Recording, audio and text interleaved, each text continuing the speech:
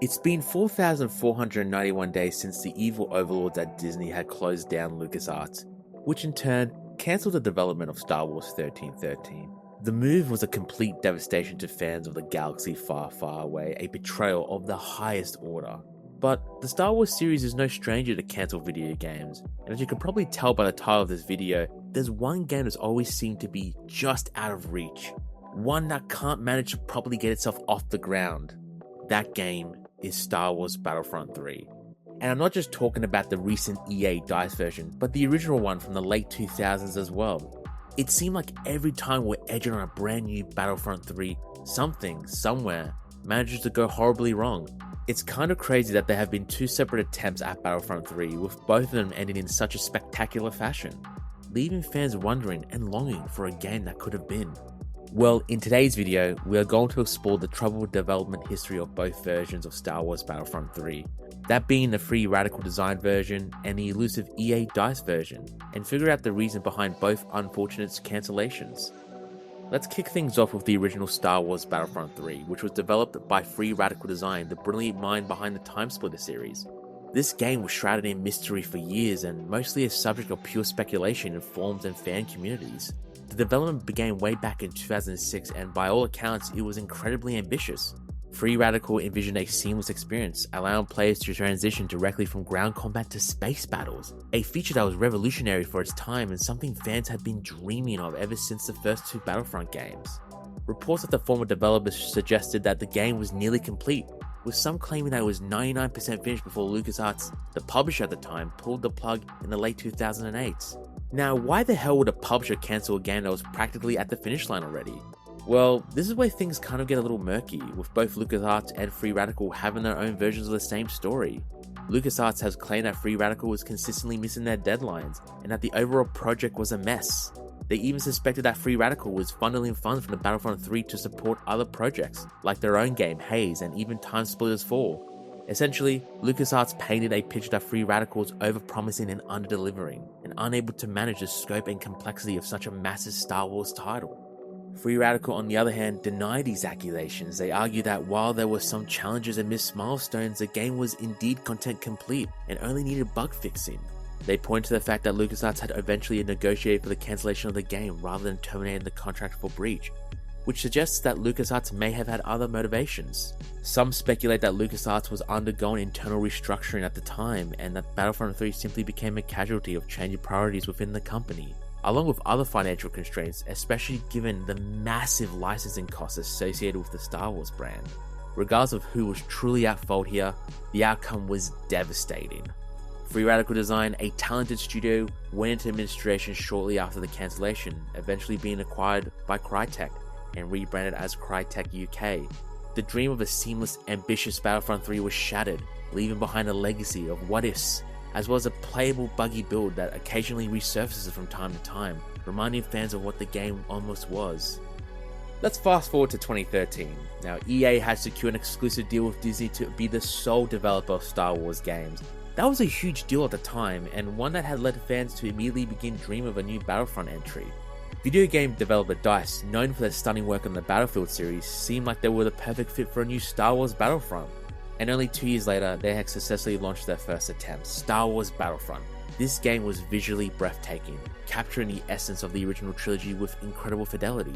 However, it wasn't immune to consumer backlash. Star Wars Battlefront was criticized for its lack of content, shallow gameplay, and absence of a single-player campaign.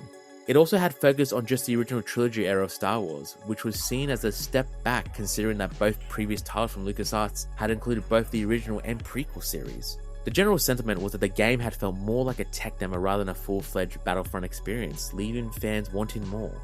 Then came Star Wars Battlefront II in 2017. It had strongly promoted an inclusion of a single-player campaign, more content, and a deeper progression system. I vividly remember seeing the reveal trailer back in the day and absolutely losing my mind the second I saw Darth Maul's lightsaber causing absolute carnage on the streets of Naboo. But unfortunately, its launch, well, to put it mildly, was a complete disaster. The game was embroiled in one of the biggest controversies in the gaming history due to its aggressive and predatory loot box system. Progression was tied to loot boxes, a system which gave players who spent real money a significant advantage, essentially making it a pay-to-win game. The backlash was immense, leading to widespread and united criticism from players, media, and even government bodies. EA was forced to temporarily remove microtransactions completely from the game and overhaul the progression system, but the damage was already done. The game's reputation was severely tarnished, and it struggled to recover. Honestly, a part of me wonders what the monetization landscape would look like in gaming today if it weren't for Star Wars Battlefront II. But given the amount of cosmetic and battle passes featured in game these days, it's really hard to say. Despite its rocky launch, DICE continues to support Battlefront 2 over the coming years with numerous free content updates, eventually turning it into a much better game. However, the initial controversy had a lasting impact. The trust between EA, DICE, and the Battlefront community was broken, and the shadow of the loot box scandal loomed largely over the game. This, combined with the significant resources that have been poured into fixing Battlefront 2 and the ongoing development for other major titles like Battlefield, meant that a brand new Battlefront 3 from DICE seemed increasingly unlikely. Recent reports and comments from former DICE developers had actually confirmed these suspicions. While there have been pitches for Battlefront 3 within EA, they haven't exactly materialized. Ultimately, the sheer cost to develop a new AAA Star Wars title, coupled with the complexity of the license and needed to avoid past mistakes, makes it a daunting prospect. It seemed that for EA and DICE, the memory of Battlefront 2's troubled launch and subsequent effort to salvage it had made them extremely cautious about embarking on another Battlefront sequel. The financial risks, the potential for another PR nightmare, and the challenges of meeting fan expectations after such a long wait are all significant hurdles to overcome. So the initial interest that drew me to making this video was an event called Resurgence Day. This was a community-led event where players across all platforms would jump onto Battlefront 2 on the 24th of May in 2025 in an attempt to send a message to EA. One saying the fans of the series are still here and that they all want Battlefront 3. While I didn't personally get a chance to participate in this event, I can safely say that the Star Wars fans truly showed up in force. For at least a week or two, I couldn't watch a TikTok or YouTube video without seeing people comment Battlefront 3 on literally every video. It pretty much took over the whole internet. But what really made it more fascinating is that the Steam numbers were released, and thanks to Resurgence Day, Star Wars Battlefront 2 had reached an all-time peak of 17,668 players on May 24th. And at the time of writing this video, its Steam record was smashed again only a month later, on June 23rd, reaching an all-time peak of 35,000 players, which is just insane. Clearly, the love and demand for another Battlefront game is there, but is it realistic to expect that EA and DICE will cave to give their fans what they want? Well, it's a complex question with no single easy answer. As we've highlighted with both stories of Battlefront 3's troubled development, there have been immense challenges with developing a new Star Wars Battlefront game, such as the sky-high fan expectations, the erratic license agreements, and the sheer scale and ambition required. On top of that, a former DICE developer had commented on the player surge of Resurgence Day, mentioning they don't expect a Battlefront 3 to be announced at the end of this surge. However, they did continue to hint towards a future of seeing a Battlefront 2 remaster instead of a Battlefront 3 release, with a hopeful window of 2027 to 2028 on next-gen consoles.